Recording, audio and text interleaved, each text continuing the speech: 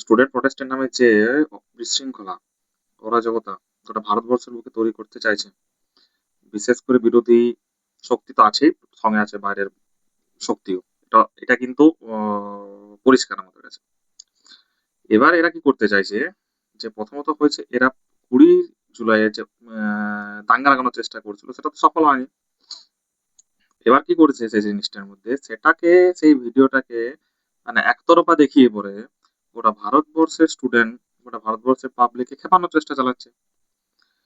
তো একটা কথা আমি বারবার বলছি, আর কিছু নিউজ চ্যানেল আছে, বিশেষ করে বিবিসি হিন্দি, বিবিসি হিন্দি এবং কি যত আমাদের সোশ্যাল নিউজ চ্যানেল আছে, তারা তো কন্টিনিউয়াসলি তাদের সাবস্ক্রাইবার, ভিউজ, কেরিয়ার সেট করার জন্য, অনেক ইনফ্লুয়েন্সার সিস্টেম বানানোর জন্য, অনেকের ভিউজ আসছে না তার ভিউজ কামানোর জন্য যেভাবে কিছু টাকা, কিছু মানুষের পরিচিতি, কিছু মানুষের প্রোপাগান্ডা, কিছু মানুষের জন্য পুরো দেশটাকে শেষ করতে চলেছে।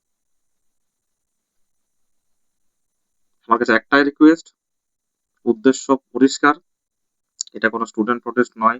শুরু হয়েছিল স্টুডেন্ট প্রটেস্ট দিয়ে, বাট এটার উদ্দেশ্যই হয়েছে সরকার ফেলা, দেশকে বিশৃঙ্খলা সিচুয়েশন ক্রিয়েট করা।